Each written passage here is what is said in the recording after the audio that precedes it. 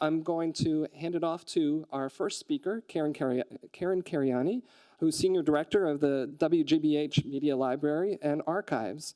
And Karen will be getting us started with talking about the benefits of collaboration. Hi, everybody. Is this on? Can you hear me? Can you hear me? So I'm going to talk about 4 to 5 different collaborations that I've been involved in, from local to international, and what I've learned from those partnerships. And considering this is about partnerships and collaborations, which means relationships, yikes, I hope I don't get too corny. But I'm looking out here at the audience, and I'm seeing many, many people that I've worked with over the years that I would consider friends. So I hope you will come along with me in this. The first problem or challenge, there's so much to do to save our audiovisual heritage, which we've heard over and over and over again. Collections are huge, technically complicated. Access is sometimes an unmovable barrier because of rights. It's expensive to preserve, and the material is deteriorating. Copies of the materials exist in multiple locations, and the technology to create, save, and make accessible is rapidly changing. Our best effort to save it is to collaborate. But that means talking to people, sharing information. How do you build multiple successful relationships and partnerships that range from the library next door to the institution across the ocean that speaks a different language? Well, to begin, you have to buy into the benefits of collaborating, share resources, build on each other's successes, and share expertise. It's important to build trust among the partners, especially if you're helping each other with projects. Face-to-face meetings are the best way to build these relationships from my experience. Share, share, share.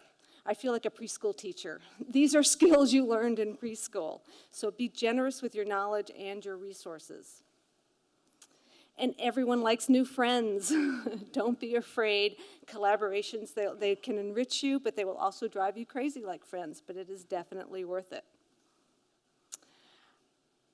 Digital Commonwealth, I'm going to start with a somewhat local collaboration I worked on. Digital Commonwealth was one that I've been involved with. It's a Massachusetts statewide digital collection that's funded by the state library system, but it's mostly run by a group of volunteers from member organizations. It's the Massachusetts hub for the DPLA. Face-to-face meetings happen as close to the middle of the state as possible to make it easier for people to attend.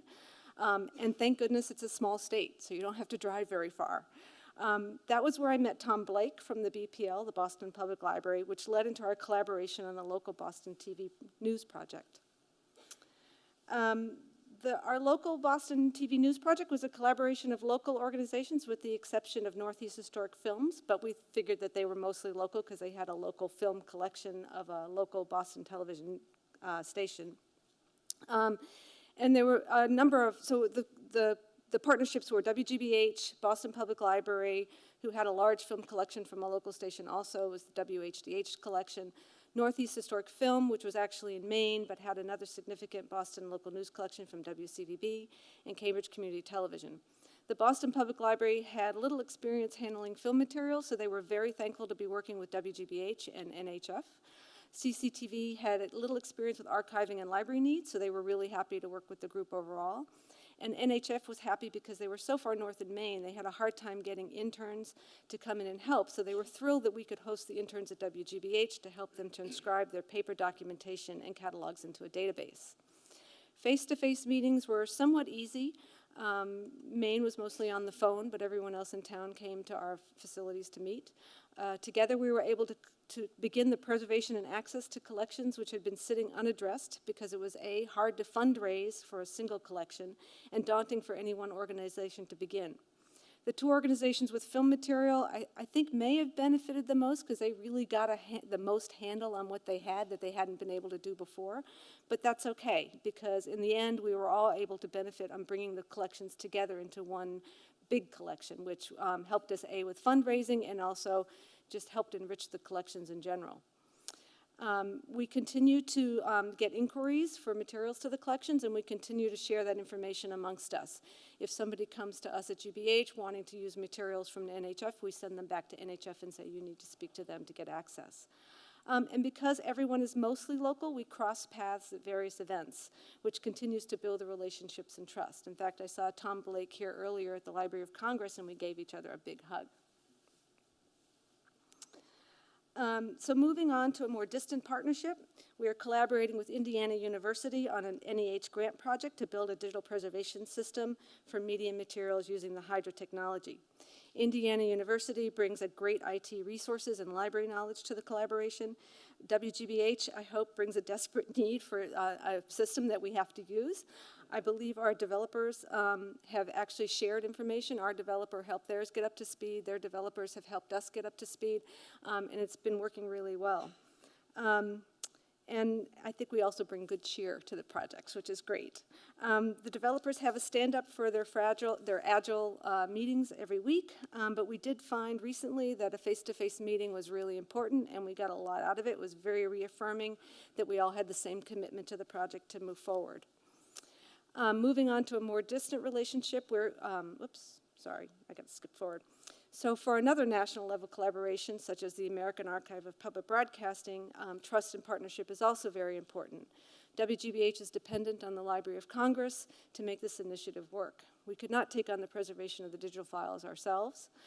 Likewise, the library benefits from WGBH's contacts with stations and the public media community in general, and our experience with making media materials accessible. As collaborators of an initiative that is also coordinating many other entities across the country, we need to trust each other and be in agreement about what we want to accomplish and how to move forward. We also need to be able to act independently when we see it benefits the project. We're two institutions that have other agendas and priorities. We move at different paces, and we have different concerns. It can also often slow the project down, but we can also learn from each other. And one thing we can particularly learn is patience.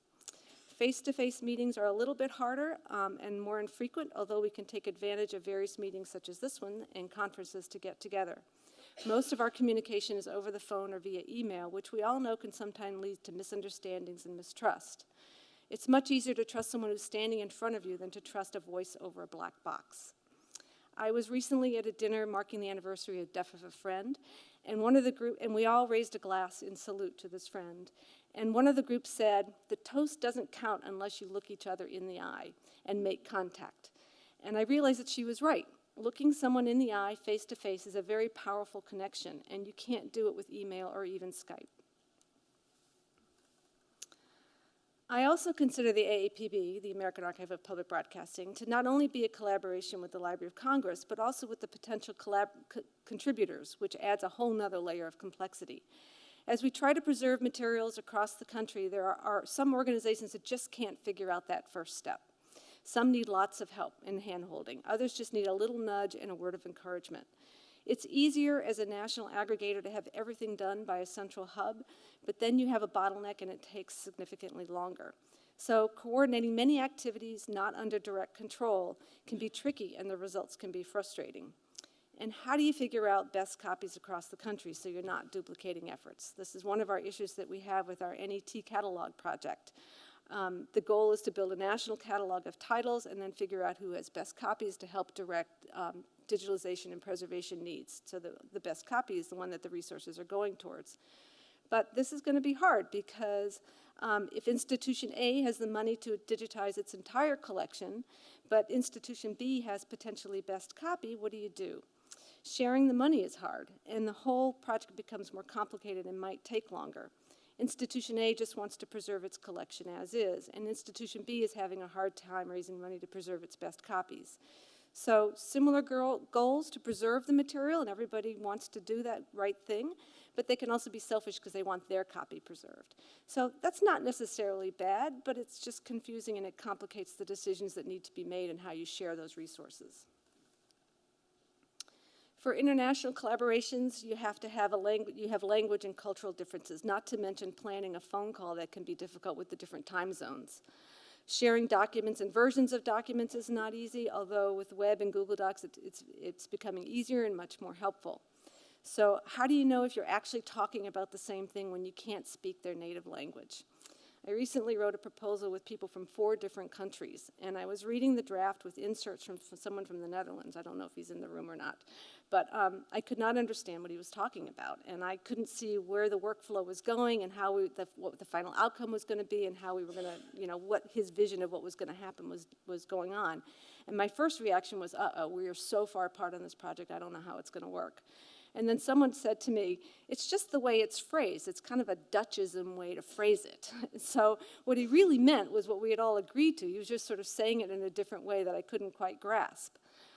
So I just gained, just from that, great appreciation for people working in English when it's not their native language, and chastised myself for assuming that English was easy for everyone, although their English is very, very good, and it's much, much better than my Dutch. So it's important to find common goals. Otherwise, why are you working together? So you need to respect each other's strengths, both personally and institutionally, appreciate the differences and learn from them. It's not the technical workflow that ends up being problematic, but it's the complexity of working with many different people. Everyone works at a different speed. Everyone speaks at a different pace. So I would say meet in person. It's important to know when a face-to-face meeting is needed and when a phone call will work. And for the corny finale, leave your ego at the door, look people in the eye, and be very patient, and raise your glass to your new partnership.